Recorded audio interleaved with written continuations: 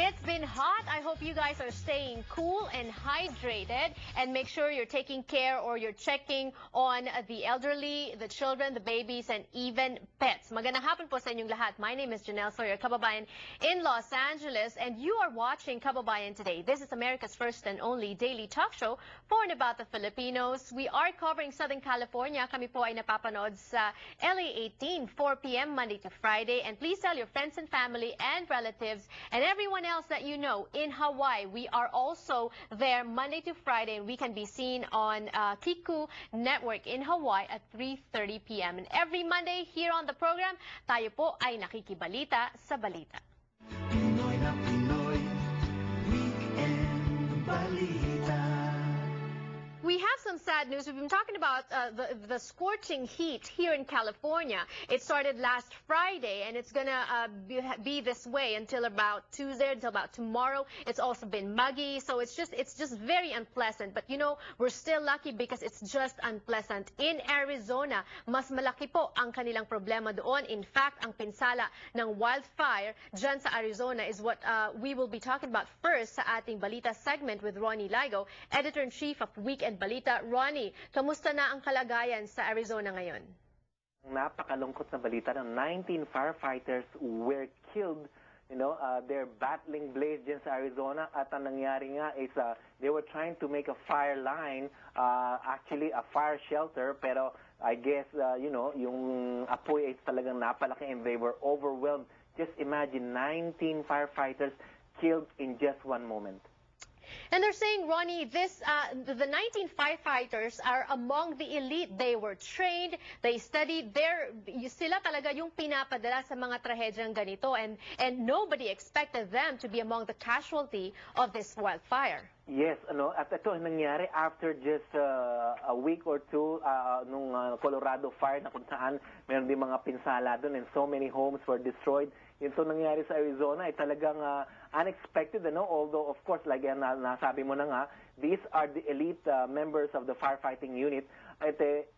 Ang nangyari is talagang, I guess, because, you know, when there's a wildfire like this, it creates its own climate dun sa area na yun, ano? At napakainit, alam naman natin, kahit na dito sa California. So, winawarningan din po natin yung mga kababayan natin, especially here in Southern California, because of these wildfires. Ingatan po natin, especially yung ating mga surroundings, kung naglalaki na po yung mga damo dyan.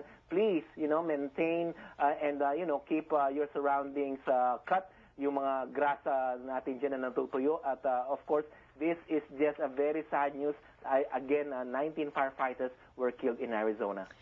All right, Ronnie, when you talk about warning, I guess we should also consider this warning para sa ating mga kababayan. We know that hindi marami pa rin ang naghihirap sa Pilipinas, no, Ronnie, and they're looking for greener pastures, or better opportunities elsewhere. But please, do it in a very legal way, because let's say, for example, this is sentencing to death of a Filipino who has been convicted of being a drug mule. Ronnie, this is no joke, and we talk about this all the time. Ang hindi ko maintindihan, bakit hindi nadadala ang ating mga kababayan? Exactly. 2 years ago, 2011, na-report natin yung tatlong Filipino na who were sentenced to death at yun na nga, pinapatay sila ng China, no? At isa na namang 35-year-old Filipina, no? Babae ito, na nahuli daw yata ng 2008 along with a cousin who is scheduled to put to death. Baka nga nangyari na nga kasi supposedly June 27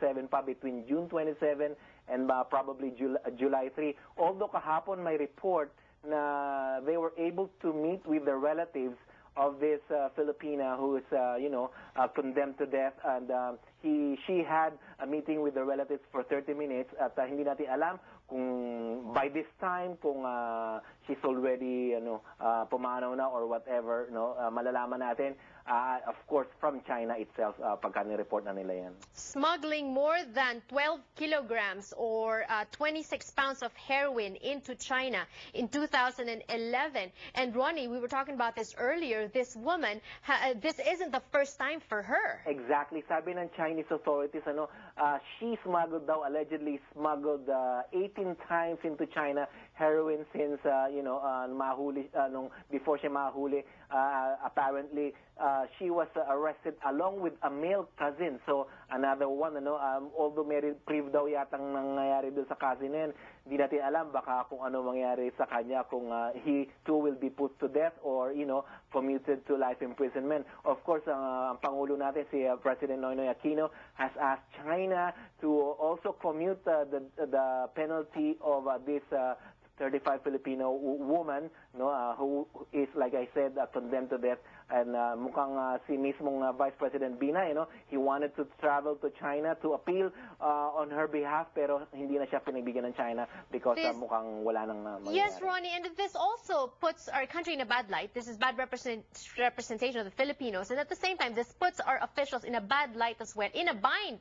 actually. They want to protect us, but at the same time, we can't always be sending our officials to China to ask for reprieve, to ask for pardon, when we know that what our kababayans are doing is really illegal, di ba, Ronnie? And speaking of officials, brand new mayor of Los Angeles, congratulations to Mayor Eric Garcetti. Yes, that was yesterday afternoon, yung kanyang inauguration as the new mayor of Los Angeles. He promised, to maintain and keep Los Angeles as the city of entertainment industry. Alam naman natin, because of high taxes and doing business in California alone is so expensive for the film industry. At hopefully he will be able to convince all the others to, sabi niya, tanggalin ng red tape at hopefully mabababaan ng mga fees. At I don't know, it may be a shot in the dark, pero that's his promise as far as he is concerned. As the new mayor, the first Jewish mayor in 100 years for the city of Los Angeles. All right, congratulations, Mayor Eric Garcetti. Ronnie, thank you so much for sharing those stories with us. Mas marami pang balita online. Of course, aming pong pahayagan, weekendbalita.com at usasianpost.com, at of course, yung mga pahayagan namin, US Asian Post at saka po Weekend Balita. And speaking of online, we also have Social Media Monday today on the show. We have tips on how to be more engaging on Facebook. Also, we are going to be reminding you about Facebook etiquette. Don't go away.